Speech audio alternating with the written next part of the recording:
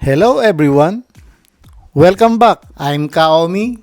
I'll be showing you another kind of fruits and vegetable bouquet using carrots and watermelon skin flowers. For this, you will need bamboo skewers, a big knife, a peeler, small knives, pliers, V and W shape carving tools, and toothpicks.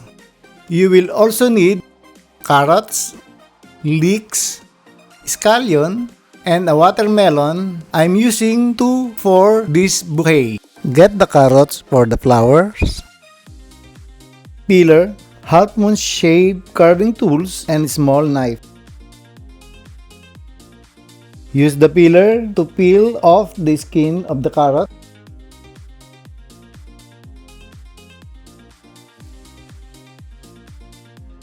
Hold the carrot so that the thick end is facing away from you. Get the half moon shaped carving tools and carve the petals from the thick edges.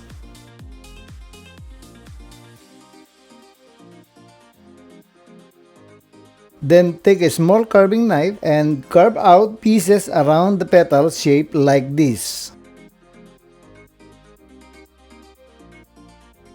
Now, let's do a second layer, carving in between the first layer of petals.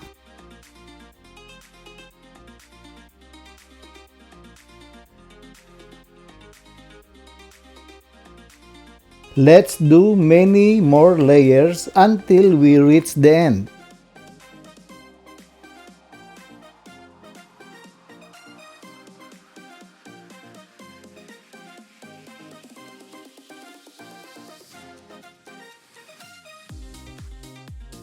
I made one more flowers for this bouquet. Let's move on to the watermelons. Get your watermelon. Cut the top and the bottom of watermelon with a big knife. Set those pieces aside for later. Use the V-shape carving tools to carve a line around the edge of the watermelon about a quarter of an inch away.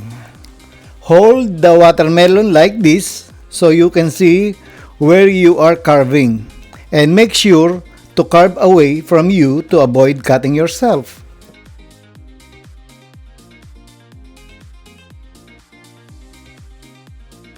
Do this on the other side as well.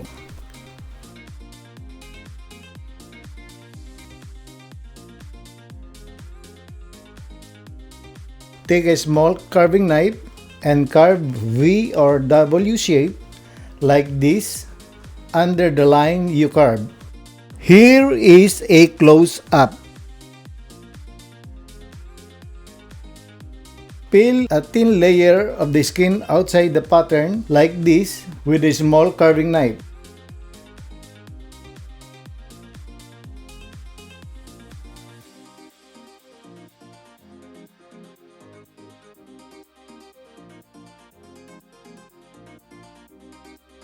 Peel the rest of the skin all the way to the other line you carved. Again, make sure to carve away from you to avoid cutting yourself. Make sure that you are carving a very thin layer that you barely see the red part inside. You want to see the lightest shade of green that's almost white. You will end up with a thin strip of the outer skin remaining right here. Do another layer of V or W shape, but start on the tips of the last layer.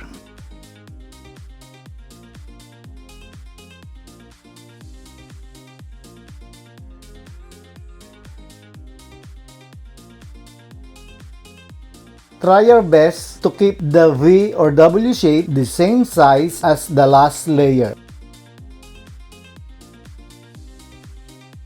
Again, carve a thin layer of the skin underneath the V or W shape. Do as many layers as you can until you reach the bottom. You can see that it has many colors: dark green, light green, and red, all in one fruit. It should look like this. Don't be discouraged if you think it is not good. Practice makes perfect. Now, get the leek and cut out about 3 inches of the tips of the leek, almost all of the white part. Then, hold like this and carve like from the middle of the leeks to the end.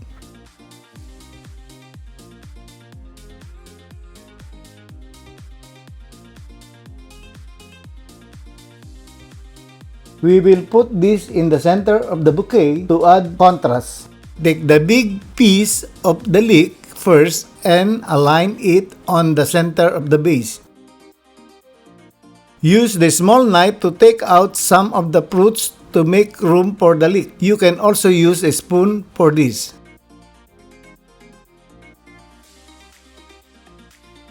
Now put the leek in the vase.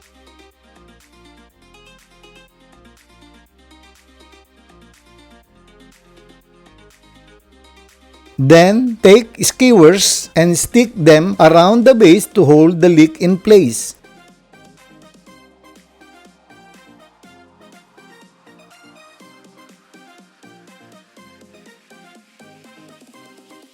Take the pliers and cut them so that none of them are visible.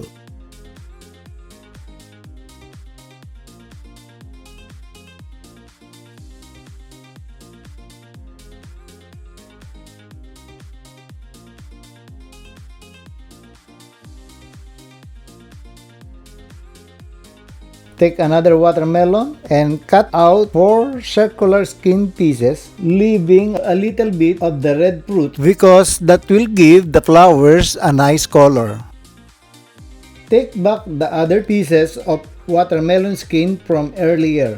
Take one piece and mark a circle in the center of the watermelon skin, or you can also use a cookie cutter for this. Then carve out the fruits around it.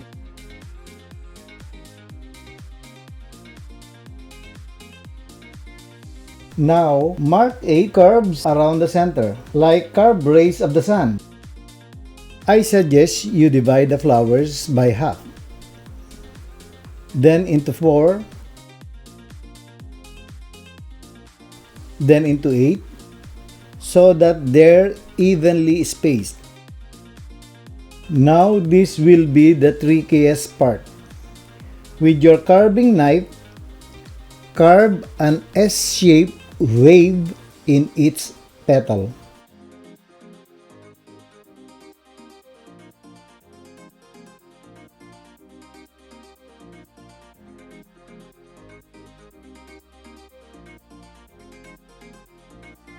Here's a close-up so you'll see.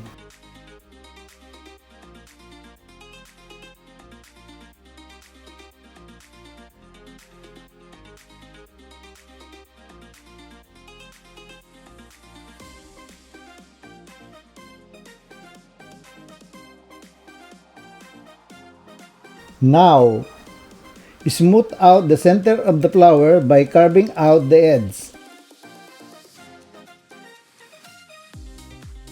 Then carve lines in the center. Here's a close-up of that.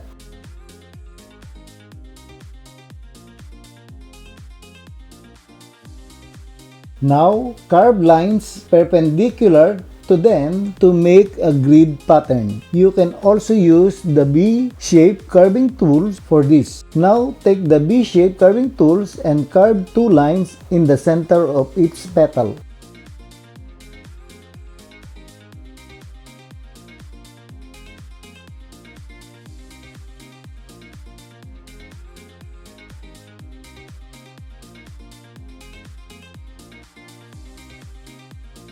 You should end up with something like this. For this bouquet, I'll be making 5 more. Now, let's assemble the flowers. Get the assembled vase and leek. Cut the scallion into small pieces. Get the carrots and the bamboo skewer to assemble the carrot flowers. Stick the scallion into the skewer. Then the carrot flower.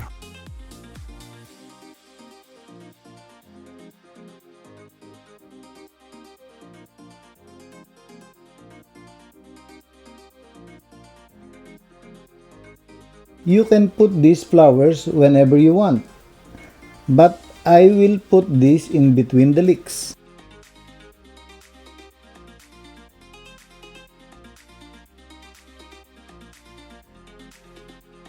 Now, let's do the watermelon skin flowers. Cut out scallion for each flower. Then, we're gonna do the same thing. Stick the scallion into the skewer, then the watermelon skin flower. Try to stick the flower at different angle for variety. Our bouquet with watermelon skin and carrot flowers is complete. Thank you for watching my video. Like and subscribe to see more video like this. But you can also buy my book in Amazon for step-by-step tutorial for fruits and vegetable carving. The link is in the description. Look at my ideas video and let me know in the comments if there is anything you want me to teach from there. See you next time. Bye bye.